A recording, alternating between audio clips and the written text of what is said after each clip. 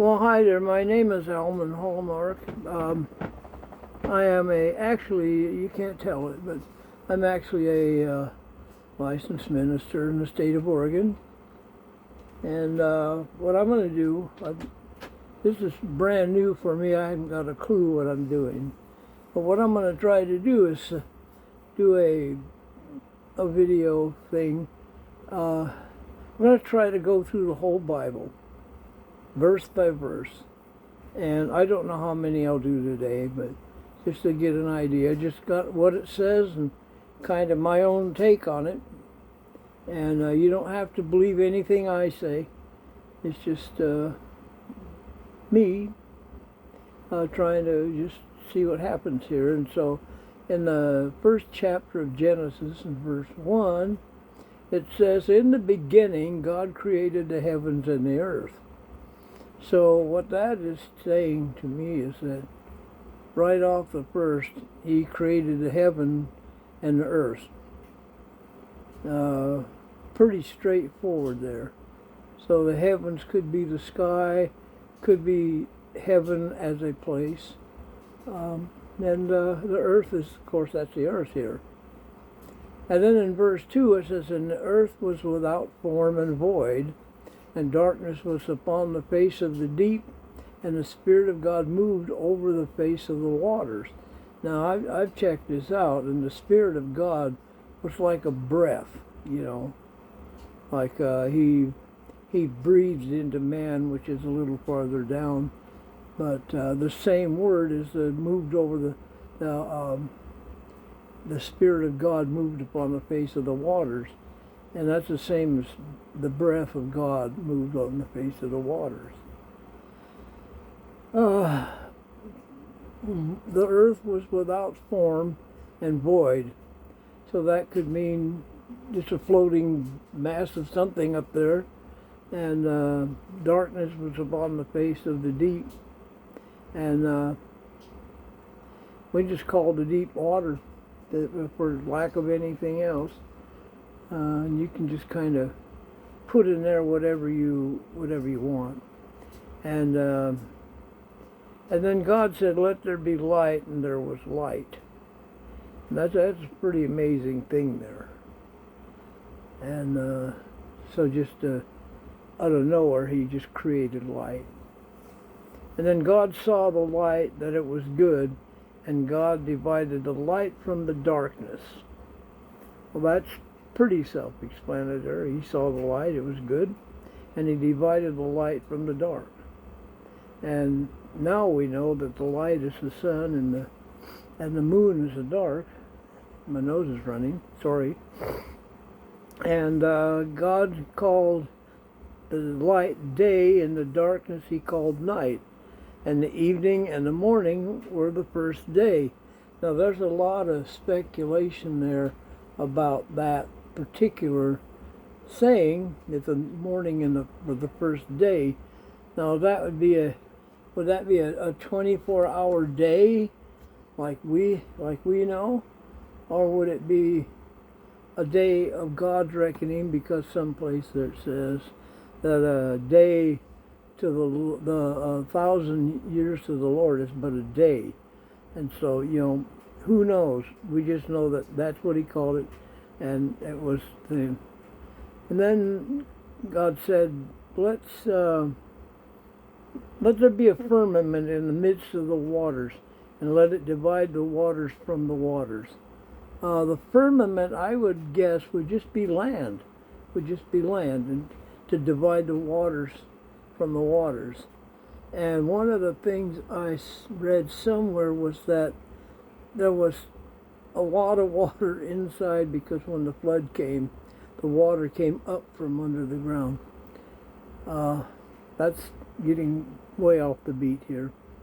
And God made the firmament and divided the waters which were under the firmament from the waters which were above the firmament, and it was so. So the firmament, if that was the land, said there was waters under the firmament and waters on top of the firmament, and it was so. And God called the firmament heaven, and the evening and the morning were the second day. So that makes it, if you go back to verse 7 and verse 8, says he called the firmament the heaven, and the evening and the morning were the second day. Well, he made the firmament and divided the waters which are under the firmament from the waters which are above the firmament. So if the firmament was like the heavens or the clouds up above or whatever, it said there was water above them and water below them. So that takes pretty much that was the second day. And then got to move this up here. Can't find. I've got about 25 Bibles in this house. Can't find a single NIV, so I'm just borrowing off the computer here. And then God said, "Let the waters under the heavens be gathered together into one place, and let the dry land appear." And it was so. So going back to what I said earlier, evidently the waters under the heavens were gathered together in one place, and the dry land appeared.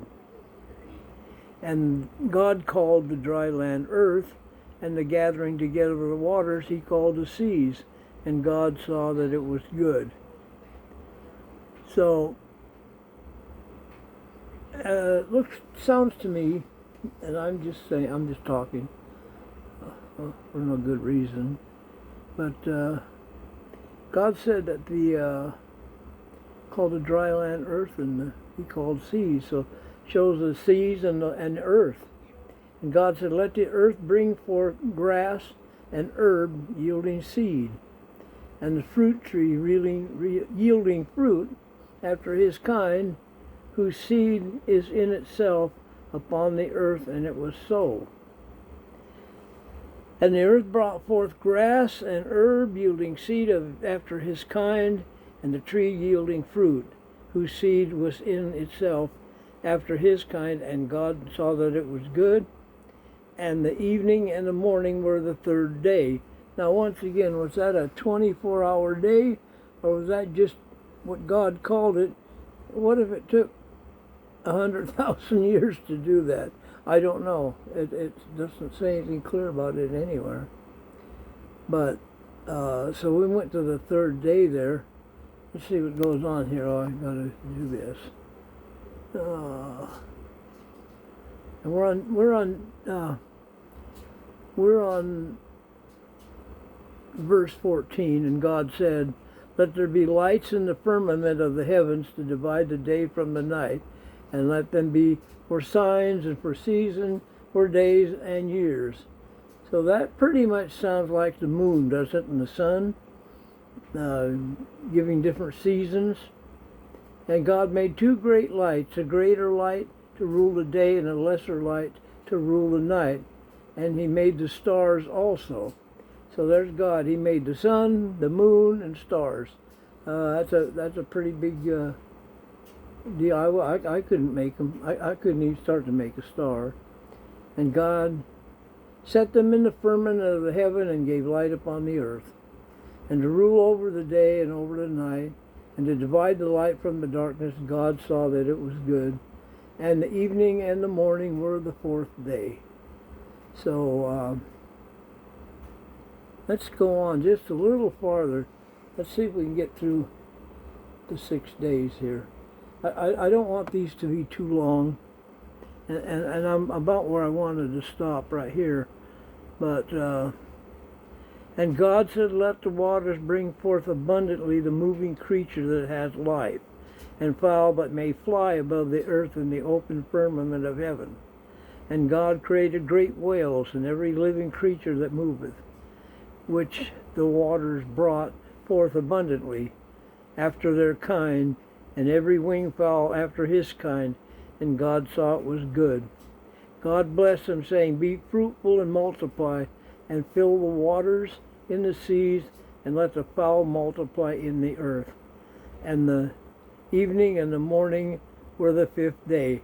Now that brings us up to verse 23, and I'm just going to quit here because I don't want these to go much over 10 minutes, and that's about where I am, and so I'll try to do that again tomorrow. So if you see this and you kind of like it, hit the subscribe button and the like button, and ring the bell or whatever all you're supposed to do. And please, if you enjoy this, tell some of your friends. Tell them to come and check it out. So until the next time, this is Almon saying see you later. Bye.